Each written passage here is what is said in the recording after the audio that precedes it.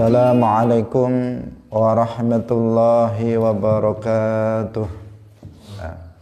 Qala al-muallif rahimahullahu ta'ala wa tahrumu dzabihatuhu wa la yarithu wa la yurathu wa la yusalla alaihi wa la yughassalu wa la yukaffanu wa la yudfanu wa maluhu fai'un. Wa tahrumu lan haram apa dzabihatuhu sembelihane murtad, wala yarithu lan ora marisi sapa murtad, wala yurasu lan ora den warisi sapa murtad, wala yusalla lan ora den sholati alaihi ing atase murtad, wala yughassalu lan ora den dusi sapa murtad, wala yukaffanu lan ora den kafani sapa murtad, wala yudfanu lan ora den kuburaken sapa murtad, wa maluhu lan utawi bondone murtad iku fai'un fai'. Seputar hukum yang terkait dengan orang yang murtad. Telah kita jelaskan sebelumnya bahwa orang yang murtad pertama batal puasanya. Kalau ada orang sedang berpuasa, kemudian pada saat itu atau pada siang itu ketika dia berpuasa, dia mengucapkan kata kufur atau melakukan perbuatan kufur atau meyakini keyakinan kufur, maka puasanya seketika itu batal dan wajib bagi dia untuk mengqadha'nya secara langsung. Artinya tanggal 2 Syawal langsung dia wajib untuk mengqadha' puasa tersebut, puasa Ramadan yang kita contohkan tadi, yang kita maksud. Kemudian yang kedua adalah tayamum. Tayamum juga batal jika ada seseorang setelah masuk waktu, misalnya setelah masuk waktu zuhur, dia tayamum. Setelah itu dia mengucapkan kata kufur atau melakukan perbuatan kufur atau meyakini keyakinan kufur, maka batal tayamumnya. Jika dia kembali kepada Islam dengan mengucapkan 2 kalimat syahadat, maka dia harus tayamum lagi untuk mengerjakan sholat zuhur tersebut.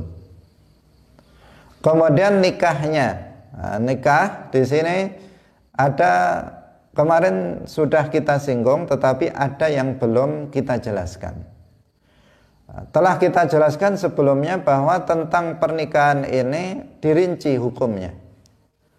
Apabila riddah ini dilakukan oleh salah satu dari pasangan suami istri ini, oleh suami atau oleh istri, sebelum terjadinya hubungan suami istri, maka akad nikahnya langsung batal.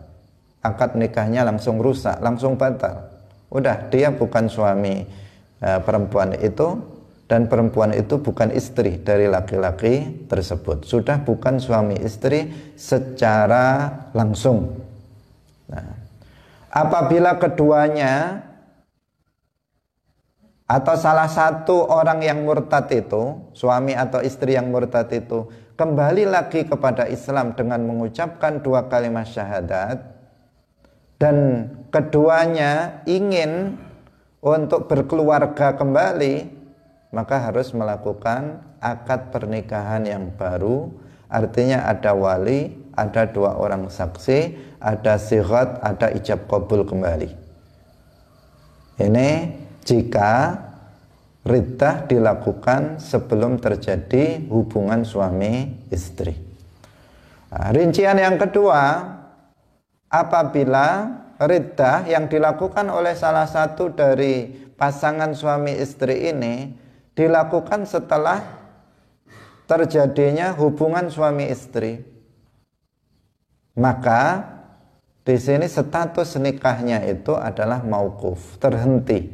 tidak dikatakan dia itu artinya mauquf di sini, terhenti di sini. Tidak boleh bagi keduanya untuk melakukan hubungan suami istri sebelum salah satu dari keduanya itu kembali kepada Islam. Yang murtad itu kembali kepada Islam. Sebelum itu tidak boleh melakukan hubungan suami istri. Tetapi juga tidak dikatakan keduanya telah resmi sebagai orang lain, bukan suami, bukan istri. Itu yang dimaksud dengan mauquf sampai habisnya masa iddah. Ketika masa iddah telah habis, maka di sini baru bisa ditentukan apakah status pernikahannya itu telah batal atau berlanjut. Jika sampai habis masa iddahnya orang yang murtad, baik suami atau istri tersebut, belum kembali kepada Islam dengan mengucapkan 2 kalimat syahadat, maka batallah akad pernikahannya.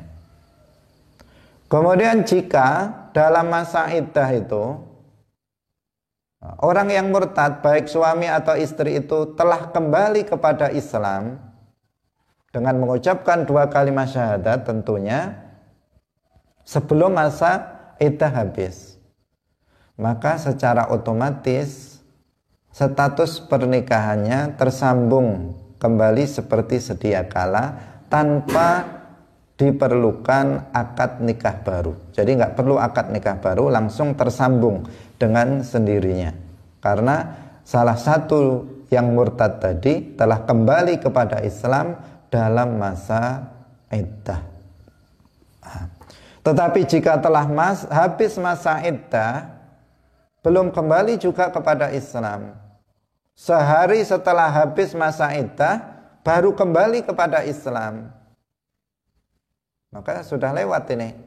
Kalau keduanya ingin melangsungkan keluarganya, maka dia harus melakukan akad nikah baru dengan wali, dengan 2 orang saksi. Seperti pernikahan, ada akad, ada ijab, ada qabul. Meskipun sudah tua, misalnya sudah umur 60 tahun, kakek nenek misalnya, kemudian salah satunya melakukan riddah, murtad, maka pernikahannya batal. Dalam masa iddah dia harus harus kembali kepada Islam. Jika dalam masa iddah dia tidak kembali kepada Islam, sudah habis masa iddah baru dia masuk Islam, maka dia harus melakukan akad nikah baru dengan wali dan dengan 2 orang saksi, melakukan ijab qabul kembali. Nah, ini penting sekali untuk selalu diingatkan agar berhati-hati seseorang di dalam di dalam berkata, di dalam berbuat, dan dalam berkeyakinan. Karena dampaknya sangat besar sekali. Dampaknya akan sangat besar sekali, berbahaya sekali. Terutama tadi, ya ini sebenarnya bahaya untuk semua orang, karena mengancam keselamatan seseorang nanti di akhirat, apalagi tidak kembali kepada agama Islam.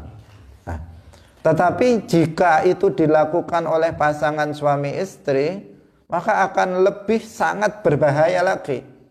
Kenapa? Karena akan terdampak pada akad pernikahannya, pada status pernikahannya.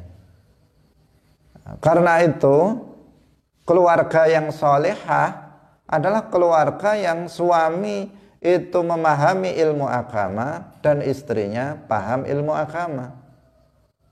Itu keluarga yang solehah.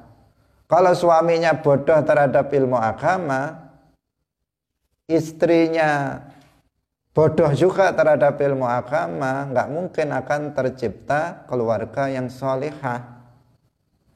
Keluarga solehah itu suaminya soleh, istrinya solehah, anak-anaknya solihun, solihat. Nah, ini apa namanya? Ini keluarga yang solihah. Nah, untuk itu semuanya harus memahami ilmu agama. Suaminya paham ilmu agama, istrinya paham ilmu agama, anak-anaknya paham ilmu agama, maka akan tercipta keluarga yang solehah. Kalau tidak, maka tidak akan tercapai. Keluarga solehah itu tidak akan tercapai. Suaminya bodoh tentang ilmu agama, nggak pernah pergi untuk belajar ilmu agama, sholat nggak tahu, wudhu tidak paham, apalagi ahkamur riddah, apa perkataan yang menjadikan itu kufur, nggak tahu. Dia tidak tahu. Apa keyakinan yang kufur, dia tidak tahu. Apa perbuatan yang kufur, perkataan yang kufur, dia tidak tahu. Maka orang yang seperti ini dalam bahaya, dirinya dalam bahaya, status pernikahannya dalam bahaya. Sewaktu-waktu bisa terjadi akad pernikahan yang rusak, yang batal disebabkan karena kebodohannya terhadap ilmu agama. Demikian juga kalau istrinya yang bodoh, itu juga membahayakan. Karena di sini salah satu dari keduanya itu jatuh pada riddah, batal pernikahannya. Nah, untuk itu bukan hanya suami yang harus paham ilmu agama, tetapi juga istrinya juga harus paham ilmu agama. Karena itu wajib bagi suami untuk mengajarkan kepada istrinya ilmu-ilmu agama, manakala istri itu adalah orang yang tidak paham terhadap ilmu agama. Jika istrinya sudah paham terhadap ilmu agama, maka suami sudah lepas. Tetapi jika istrinya yang dia nikahi adalah perempuan yang bodoh terhadap ilmu agama, maka wajib bagi dia untuk membimbingnya, mengajarinya ilmu agama. Nah, karena kalau tidak, ini juga akan membahayakan bagi istri dan juga membahayakan bagi hubungan keduanya dalam status pernikahannya. Ini. Jadi tidak boleh bodoh terhadap ilmu agama, baik itu suami maupun istri. Jika suami tidak bisa untuk mengajari istrinya karena kesibukannya, karena sangat sibuk, maka suami harus mewakilkannya kepada orang lain. Misalnya kepada majelis taklim, kepada pondok pesantren atau majelis taklim. Istrinya dipondokkan dulu aja misalnya, biar paham ilmu agama nanti baru pulang misalnya. Atau istrinya suruh hadir rutin dalam majelis taklim, majelis ilmu, biar nanti dia berilmu. Dia berarti apa? Mewakilkan. Itu kewajiban suami, bukan kewajiban kiai, bukan kewajiban ustadz, kewajiban suami untuk mengajarinya. Tetapi karena suami tidak mampu untuk mengajarinya sendiri karena kesibukan, atau karena dia sendiri juga kurang, kadang orang paham tapi nggak bisa menerangkan, nggak bisa ngomong misalnya, maka dia harus mewakilkannya kepada orang lain. Dan tidak boleh bagi suami untuk melarang istri yang bodoh terhadap ilmu agama untuk keluar dari rumahnya untuk menuntut ilmu agama, ilmu fardu ain. Nggak boleh. Suami misalnya, jangan kamu keluar dari rumah, di rumah saja. Padahal istri bodoh terhadap ilmu agama. Dia keluarnya itu bukan untuk main-main, tetapi untuk belajar ilmu agama. Maka nggak boleh bagi suami melarang. Kalau suami melarang misalnya, kamu jangan keluar untuk jalan-jalan, itu wajib ditaati oleh istri. Tetapi kalau suami mengatakan, kamu jangan keluar belajar ilmu agama, di rumah saja misalnya, padahal istrinya bodoh terhadap ilmu agama, maka ini nggak boleh bagi suami melakukan itu. Tetapi kalau suami mengatakan, kamu nggak usah keluar rumah, saya ajari sendiri di rumah ilmu agama, maka di sini tidak masalah. Jadi intinya suami dan istri Untuk menjadi suami yang soleh dan istri yang solehah itu adalah yang dia memahami ilmu-ilmu agama. Ini yang sering luput ya, yang sering tidak diperhatikan oleh sebagian orang. Sebagian orang memahaminya pokoknya ya baik secara akhlak saja. Padahal untuk dikatakan seseorang itu sebagai saleh itu yang taat kepada Allah. Ketaatan kepada suami itu atas dasar ketaatan kepada Allah.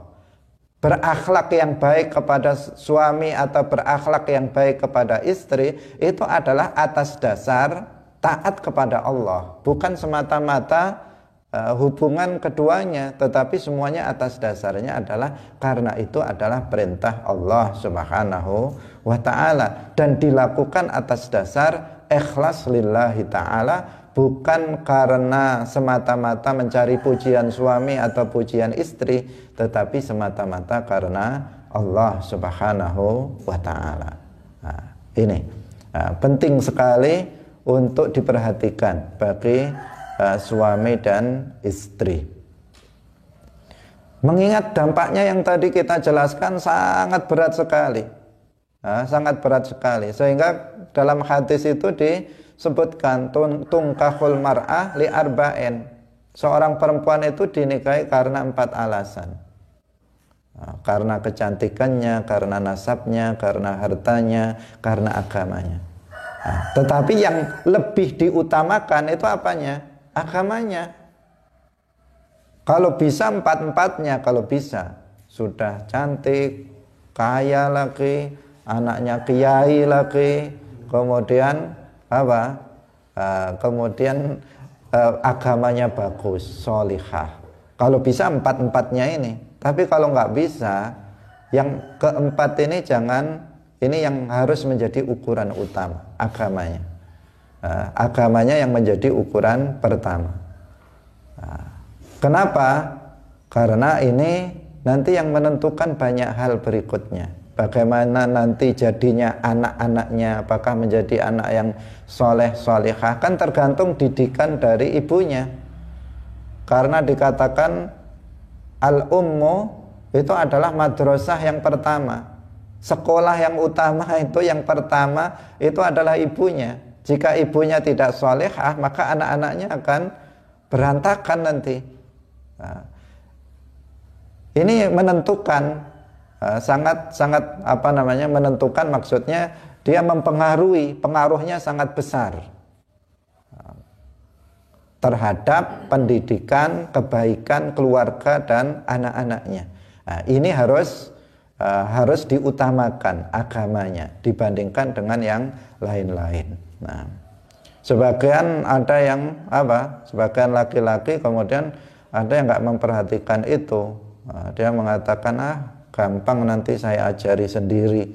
Ternyata setelah jadi suaminya dia nggak sempat ngajari istrinya. Yang penting cantiknya saja misalnya. Nanti masalah agamanya bisa saya bimbing sendiri. Ternyata setelah jadi suami istri dia nggak bisa membimbingnya karena tidak semudah yang diucapkan dan tidak semudah yang dibayangkan. Sehingga faktor agama ini harus diutamakan daripada yang lainnya. Begitu juga orang tua kalau memilih menantu itu adalah agamanya yang diutamakan. Jangan sekedar harta bendanya. Sekarang ini dan dari dulu juga itu kebanyakan orang itu mengukur kesuksesan seseorang adalah dari harta bendanya. Kalau kaya raya, hartanya banyak, duitnya banyak, ini orang sukses, layak menjadi menantu saya misalnya. Kalau ini meskipun tamatan pondok, alumni pondok pesantren, tapi nggak duwe harta bendanya pas-pasan, pekerjaannya belum mapan, wah ini bahaya, ini nanti anak saya dan seterusnya. Dia memikirnya adalah urusan duniawinya, akhiratnya tidak dipandang. Padahal seorang perempuan itu adalah secara umum ya, tidak perorangan, kita secara umum itu lemah terpengaruh oleh suaminya, mudah terpengaruh oleh suaminya. Karena itu ar-rijalu qawwamuna 'alan nisa, laki-laki itu pemimpin bagi perempuan, karena perempuan itu diberikan sifat lemah oleh Allah. Sedangkan suami itu diberikan sifat-sifat kepemimpinan, sehingga si istri ini mudah terpengaruh oleh suami. Makanya banyak sekali terkadang kita melihat dulu dia perempuan itu alumni pondok pesantren, taat, lama di pondok pesantren.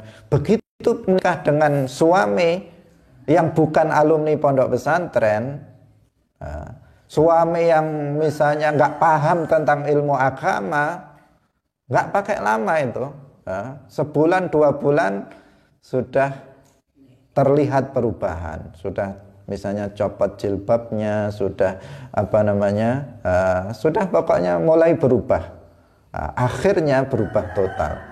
Itu mudah sekali. Demikian juga kalau suaminya itu orang yang taat beragama, si istri ini juga mudah terpengaruh. Karena itu tadi kembalinya temanya di menantu itu harus diutamakan agamanya juga, terutama untuk si suami itu agamanya harus yang baik. Agama yang baik itu artinya dia paham ilmu agama dan dia mengamalkan ilmunya. Itu yang menjadi prioritas utama. Nah, ini tambahan penjelasan karena penting terkait masalah riddah ini. Nah, kita hubungkan masalah riddah ini. Riddah ini kalau sempat suami istri ada yang murtad, murtad itu tidak harus pindah agama. Secara zahir dia pindah dari pertama agamanya di KTP Islam, kemudian berpindah kepada agama yang lain. Tidak mesti seperti itu. Sudah kita jelaskan dari awal. Seseorang dengan mengatakan ucapannya, mengatakan Allah itu zalim, Allah itu enggak adil, itu saja dia sudah keluar dari Islam. Nah, kalau ada suami istri salah satunya bodoh terhadap hal ini, kemudian dia mengucapkannya, bagaimana nasibnya? Nasib pernikahannya. Nah, kalau kemudian dia tidak tahu kalau akad pernikahannya sudah rusak karena bodohnya, sehingga dia tetap melakukan hubungan suami istri. Nah, itu hubungan apa? Sementara dia bukan suami istri. Zina itu, jika dilakukan terus-menerus, dosa besar terus-menerus dia lakukan. Bagaimana dengan anaknya jika lahir dari hubungan zina itu? Nasabnya tidak kembali kepada ayahnya. Bagaimana jika anaknya itu perempuan? Kalau menikah, bukan bapak biologisnya yang berhak menjadi wali. Kalau walinya yang menikahnya, bapak biologisnya yang menikahkannya, apakah sah nikah anaknya itu? Tidak sah. Terus bagaimana seterusnya? Itu akibatnya sangat fatal sekali.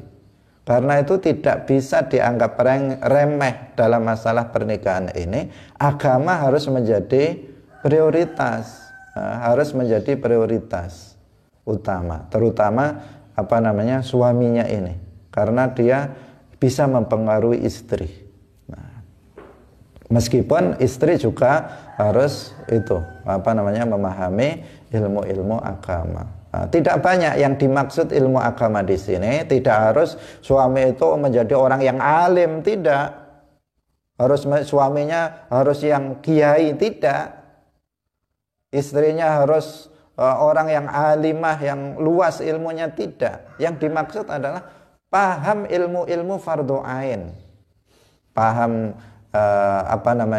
mengenal Allah, mengenal Rasulnya, mengetahui sifat-sifat Allah, mengetahui sifat-sifat Rasul, kemudian tahu perkataan, perbuatan, keyakinan yang kufur, mengetahui agar dia menghindarinya, tahu bagaimana tata cara berwudu, tahu tata cara sholat, tahu tata cara mandi wajib, dan seterusnya. yang dasar-dasar saja, itu yang wajib, dan itu jumlahnya tidak banyak, tidak banyak. Artinya jangan dibayangkan, oh sulit sekali berarti kalau seperti itu. Enggak sulit. Agama ini mudah. Islam itu agama yang mudah. Ilmu yang wajib dipelajari oleh setiap muslim itu jumlahnya sedikit sekali. Kalau misalnya mau dipelajari dalam waktu 1 bulan sudah selesai. Sudah selesai. Seperti itu. Kaum muslimin, muslimat, pemirsa yang dirahmati oleh Allah Subhanahu wa ta'ala. Kita lanjutkan kembali. Kemudian apabila seseorang itu telah murtad dan dia dalam riddahnya belum kembali kepada Islam, maka la yasihu aqdu nikahihi. Tidak sah akad nikahnya ala muslimatin au ghairiha. Baik menikah dengan perempuan muslimah atau selain muslimah tidak sah. Tidak boleh dan tidak sah. Jadi ada orang murtad. Dia menikah dengan perempuan muslimah, tidak boleh, tidak sah. Ada orang murtad menikah dengan Yahudi, Nasrani, non-muslim, tidak sah. Ada orang murtad menikah dengan perempuan murtad yang sama dengan dia, tidak sah. Jadi laki-laki murtad menikah dengan siapa saja nggak sah. Itu intinya apa? Laki-laki murtad menikah dengan siapa saja tidak sah. Mau menikah dengan perempuan muslimah nggak sah. Mau menikah dengan perempuan non muslimah, Yahudiyah, Nasraniyah atau yang lainnya tidak sah. Mau menikah dengan perempuan yang murtad sama seperti dia juga tidak sah. Sama sekali dia tidak bisa melangsungkan pernikahan. Ini bagi siapa? Bagi seorang laki-laki yang murtad. Demikian juga sebaliknya, perempuan yang murtadah juga tidak bisa menikah dengan laki-laki muslim atau siapapun. Tidak bisa. Akad nikahnya itu tidak sah. Kalau laki-laki muslim boleh menikah dengan perempuan ahlul kitab, Yahudiyah atau Nasraniyah yang memiliki garis keturunan Yahudi Nasrani sampai sebelum Nabi Muhammad. Begitu dalam mazhab Syafi'i. Tapi kalau perempuan muslimah itu tidak boleh menikah kecuali dengan muslim. Jadi perempuan muslimah tidak boleh menikah kecuali dengan laki-laki muslim. Karena mulai ada seorang perempuan muslimah kemudian menikah dengan non muslim. Di Indonesia nggak bisa, pergi ke luar negeri untuk menikah di sana. Ada yang seperti itu sebagian artis. Laki-laki muslim itu boleh menikah dengan muslimah, juga boleh menikah dengan ahlul kitab. Ahlul kitab itu Yahudi dan Nasrani. Tetapi dalam mazhab Syafi'i, ahlul kitab yang dimaksud itu adalah Yahudi dan Nasrani yang memiliki garis keturunan sampai Yahudi Nasrani sampai sebelum masa Rasulullah. Jadi bapaknya Yahudi, mbahnya Yahudi, buyutnya Yahudi, seterusnya sampai masa Rasulullah SAW secara berurut semuanya Yahudi atau semua Nasrani. Maka perempuan itu boleh dinikahi oleh seorang muslim. Tapi kalau dia perempuan itu Nasrani, bapaknya Nasrani, mbahnya dulu orang Islam, mbahnya orang Islam, maka perempuan ini nggak bisa dinikah. Meskipun dia Nasrani, Nasraniyah, ahlul kitab, tidak bisa dinikah oleh seorang muslim dalam mazhab Syafi'i. Seperti Nasraniyah yang ada di Indonesia ini rata-rata itu itu dulu cucunya orang murtad, baik dari murtad dari Islam atau dari Hindu Buddha. Kenapa? Karena agama Nasrani itu agama terakhir yang datang di Indonesia. Islam jauh lebih dulu datangnya dari agama Nasrani. Nah, karena agama Nasrani dibawa oleh siapa? Dibawa oleh penjajah datang ke Indonesia. Nah, karena itu rata-rata Nasraniyah yang ada di Indonesia ini adalah keturunan orang murtad. Sehingga apa? Mbahnya atau buyutnya itu adalah dulu mantan orang Islam atau mantan orang Hindu atau Buddha, kemudian masuk terpengaruh, kemudian masuk kepada agama Nasrani. Maka perempuannya itu tidak boleh dinikahi. Jadi perempuan Nasraniyah di Indonesia itu rata-rata itu tidak bisa untuk dinikahi oleh seorang muslim. Kaum muslimin pemirsa yang dirahmati oleh Allah Subhanahu wa taala. Kita lanjutkan kembali. Jadi gak boleh sama sekali orang yang murtad itu menikah dengan perempuan model apapun agamanya, tidak diperbolehkan. Bahkan sesama orang murtad pun itu tidak diperbolehkan dan tidak sah. Kemudian yang selanjutnya adalah wa tahrumu dzabihatuhu, haram sembelihannya. Nah, haram sembelihannya. Kalau menyembelih ayam atau menyembelih kambing, orang ini jadi bangkai. Ayamnya, kambingnya itu jadi bangkai. Meskipun disembelih, zahirnya apa? Disembelih terputus lehernya atau terputus jalan makan dan jalan nafasnya sudah terputus, secara zahir seperti sah. Tetapi yang melakukannya orang murtad, maka tidak boleh dimakan sembelihannya itu, karena hukumnya adalah bangkai, karena yang menyembelihnya bukan orang Islam. Nah, ini konsekuensi dari riddah yang begitu sangat berat.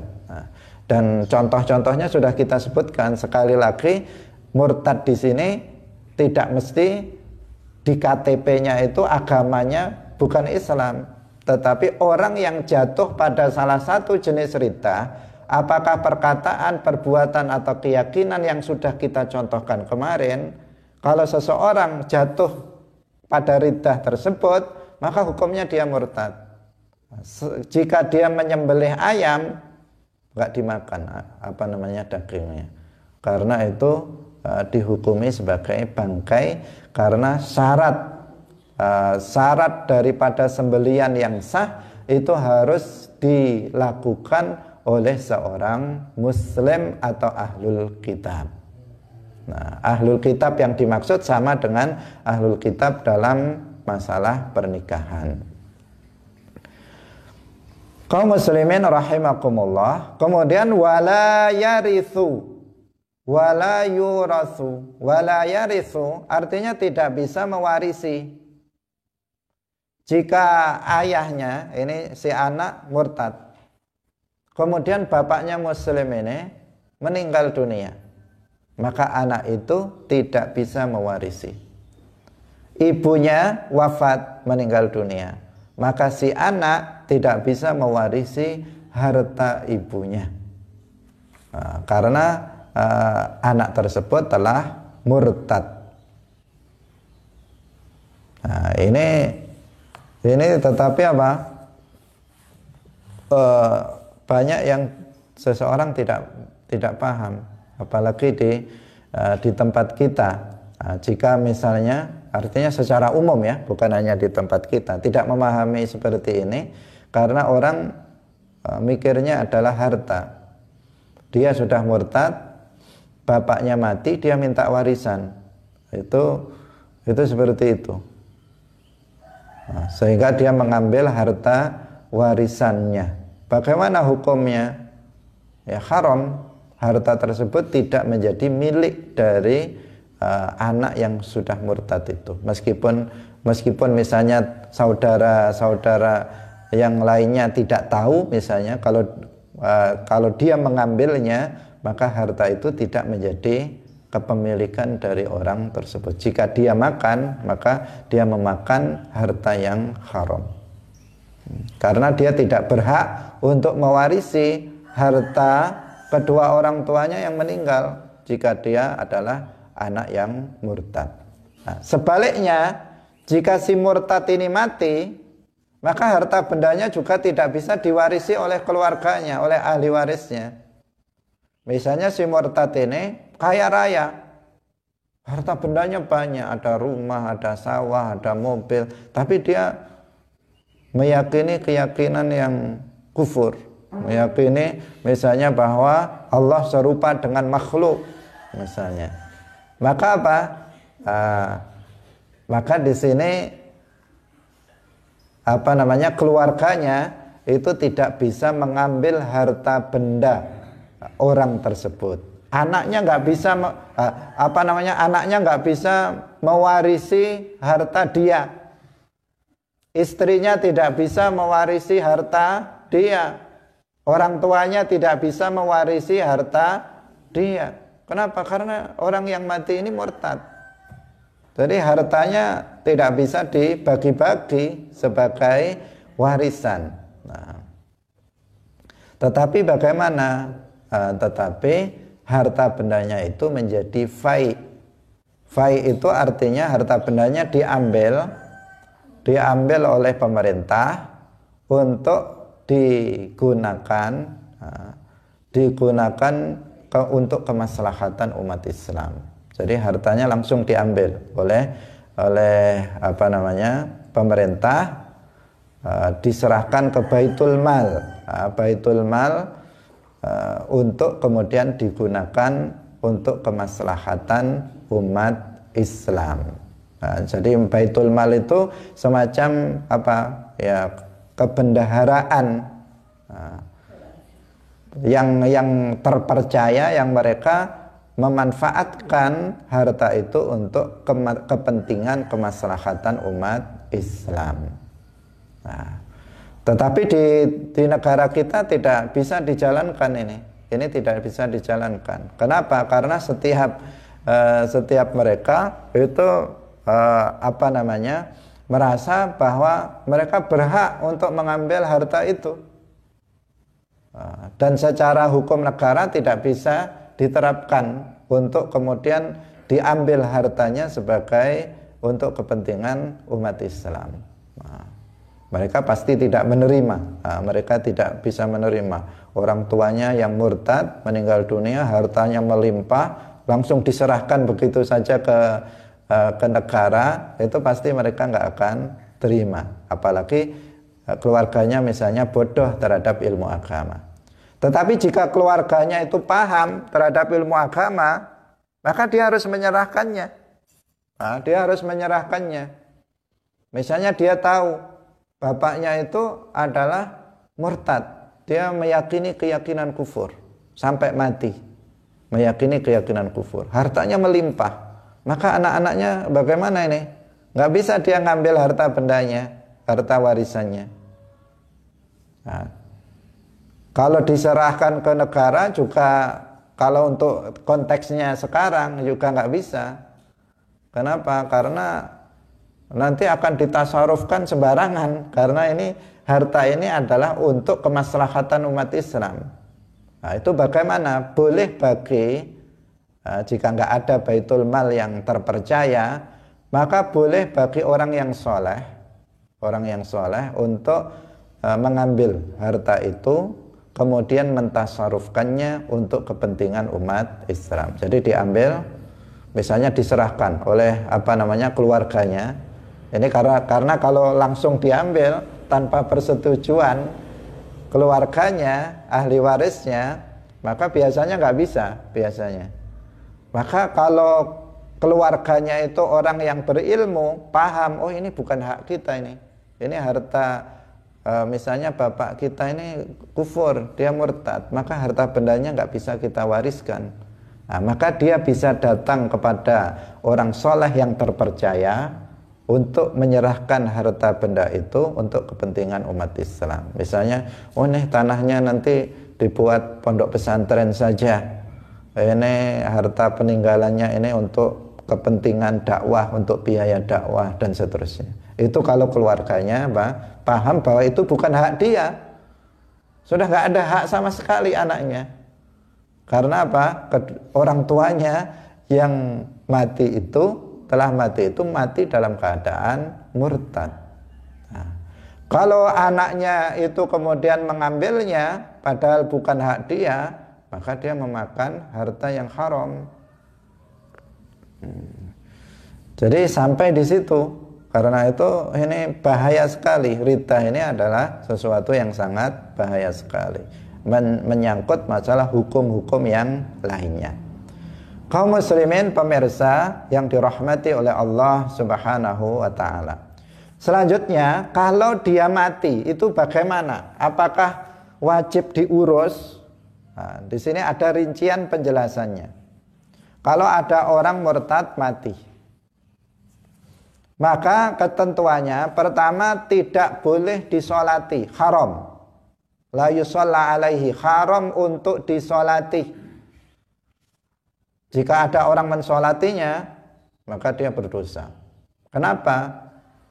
Karena dalam sholat jenazah itu ada doa ampunan dan doa memohon rahmat untuk mayit. Allahumma ghfir lahu warhamhu wa'afihi wa'fu anhu. Dalam sholat jenazah itu ada doa itu.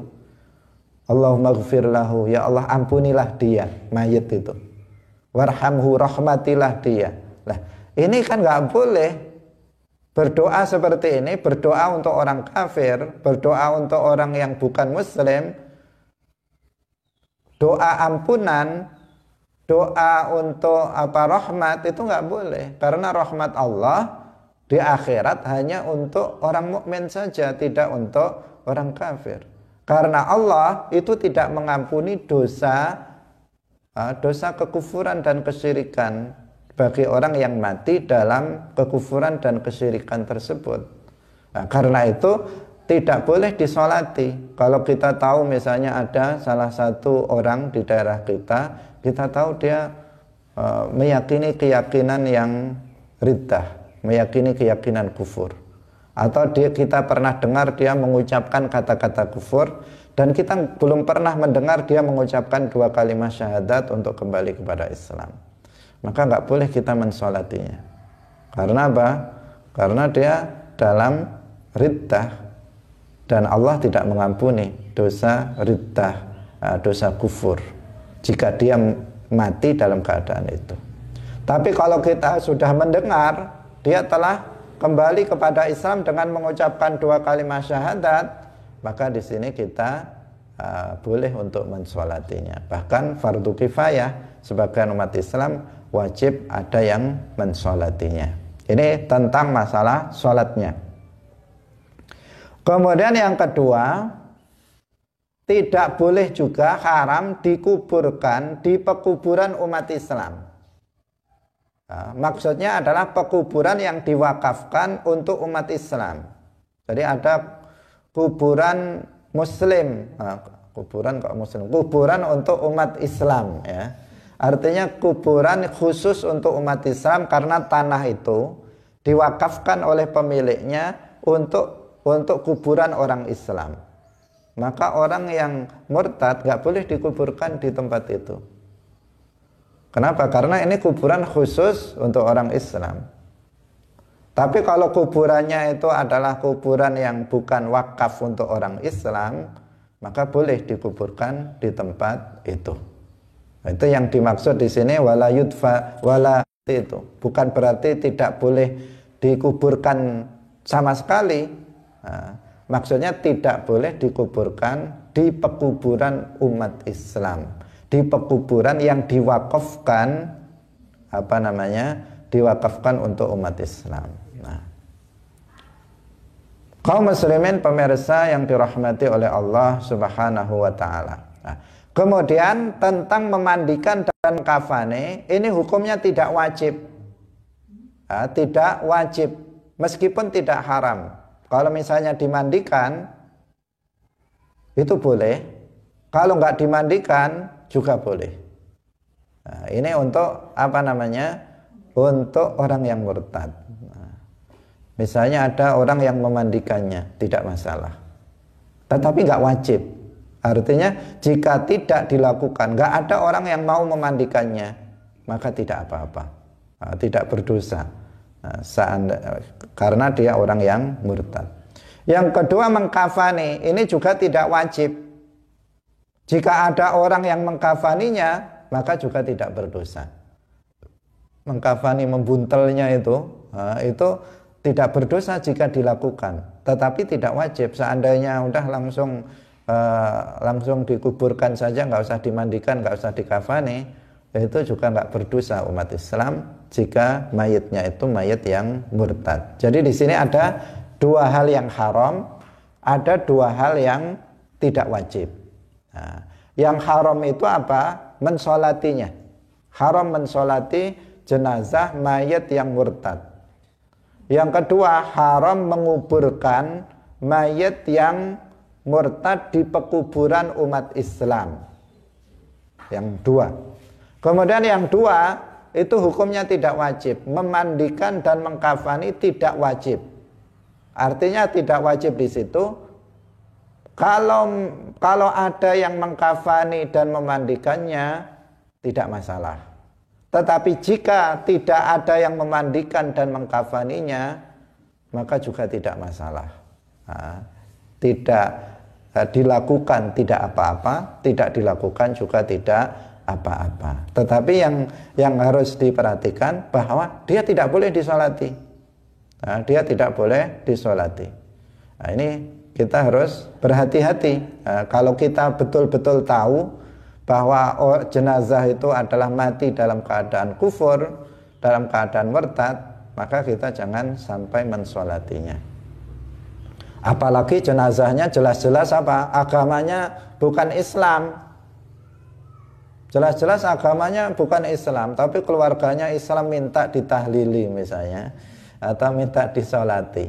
Nah, ini nggak boleh kita kemudian mensolatinya, mentahlilinya dengan didoakan Allahumma ghfir lahu warhamhu wa'afihi wa'fu anhu.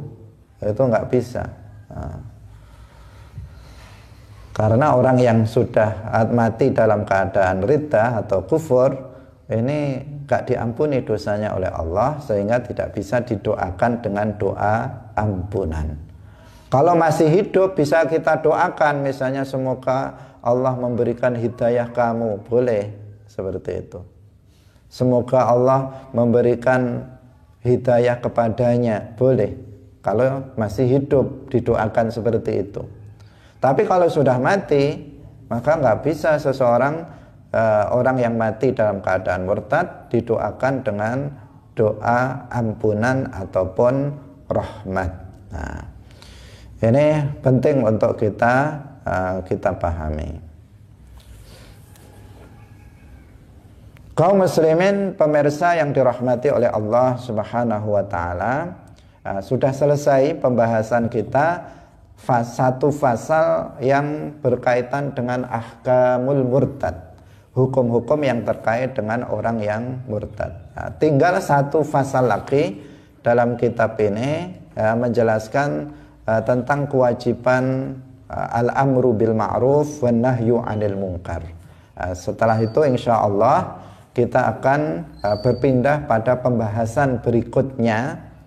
Tetapi kita langsung pada pembahasan tentang akhlak di bagian belakang, yaitu tentang ma'asi, al-wajibat al-qalbiyah, kewajiban-kewajiban hati, dan tentang tentang dosa-dosa anggota badan. Semoga bermanfaat. Barakallahu fikum, wallahul muwaffiq ila aqwamit thoriq.